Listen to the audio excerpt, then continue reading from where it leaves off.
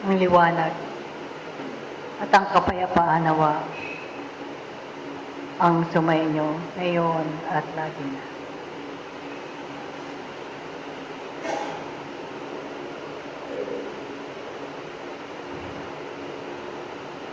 Kinakailangan sa araw-araw ng iyong pagkabuhay ay mag-imbang kayo at magsuri ng inyong mga kaisipan, ng damdamin at ng inyong kalooban. Sapagkat katotohanan, susubukin ang inyong kabatiran sa katotohanan ng buhay.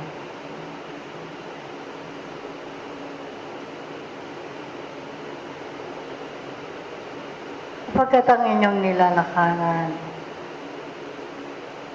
ay tunay na masalimuot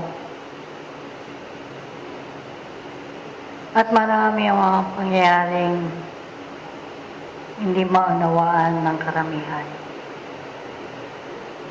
At ilan lamang ang nakasusumpong na mga karunungang na ibinababa at pinagkakaloob sa inyo ng mga langit.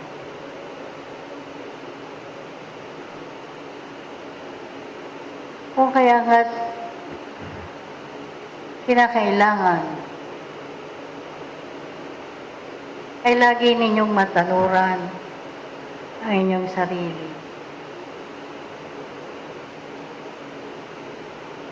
Pagkat sa kabila man ng inyong kabatiran at kaalaman ng katotohanan na inyong tinataguyod sa lupang ito, ay binibigyan kayo ng maraming pagsusulit. Sapagkat ito ang pagsasanay. Kung gaano nga ninyo naunawaan ang buhay na inyo nilalakaran. Kung gaano nyo tinatanggap ang mga aralin ay sinubo na sa inyo ng matagal ng panahon. Na kung ito ba ay namulaklak sa inyong pagkatao. O kung ito ba ay nagsilbing pagkaluoy. Pagkat kayo anak babatid, kayo ang nakadarama, kayo ang nakapagpapahayag. Dahil diya'y higit ninyong suriin at kilalanin ang inyong mga sarili upang dito'y hindi ninyo matagpuan ang inyong mga kalagay ay dumoroon sa kabiguan at kalungkutan. Kundi sana'y matagpuan at masumpungan ninyo na kayo ang mga nilalang ang umaakay,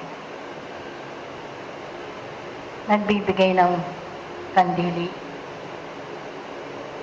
naghahayag ng pag-ibig, at naglilingkod sa inyong kapwa. Higit na mapalad ang naglilingkod kaysa siya ang paglingkuran.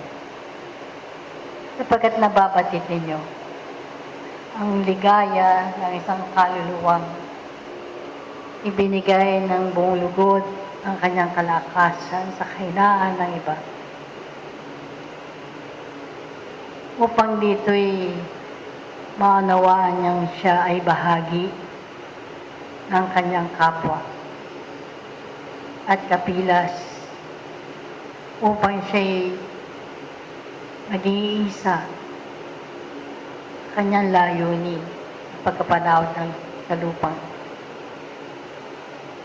Kaya nga't mga iniibig ko, kabila man ng maraming kakurutan ng laman, ay kinakailangan ninyong mabatid na marami pala kayong nagagawang mali sa buhay na ito. Na maunawaan ninyo sa pagbukas ng inyong mga labi, ng mga katagang inyong ibig na isang buhay, ay mga kataga o salita ng pag-ibig na umaakit sa kanyang kapwa. Yung nagbibigay ng liwanag na ang kanyang sulong tangan ay higit na naglalagablab sapagkat tunay sa kanyang sariling nagbibigay ng lakas, pagpapala, sapagkat naunawaan na ang kanyang paglalakbay na ito sa lupa ay makapaglingkod siya at magkaroon ng kawagasan sa kanyang sarili. Kaya nga, magtimpi kayo sa maraming pagnanasa sa mga bagay na nawawala, kundi ang mabigyan ninyo ng malaking pansin at panahon ay ang para sa inyong mga kaluluwa, kayamanan ng kaluluwa na siyang ninyong iingatan hanggang doon sa buhay na walang hanggan sa likod ng libingan. Sapagkat ito ang magbibigay ng kulay at magbibigay buhay sa inyong mga kaluluwa. Kaya nga, ito ang maliit na inaalay sa inyong kalagitnaan. Alam kong marami pa ang kulangan sa inyong mga sarili, subalit alam kong nagnanasa pa rin kayong mabigyan ng kaukulan ang mga pagkukulang na iyan. Hanggang marating ninyo ang dulo ng bahagi ng inyong pagkabuhay sa lupa. At huwag kayong titigil sa maraming pag-aaral, sapagkat ito ang magbibigay sa inyo ng kalakasan upang maiwan ninyo ang marami pang kahinaan, kamali sa buhay na ito.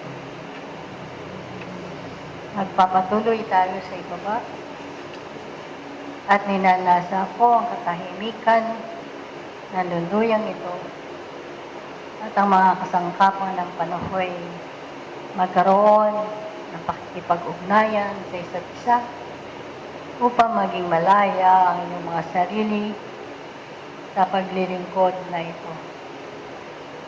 Muli, magpapatuloy tayo sa ibaba.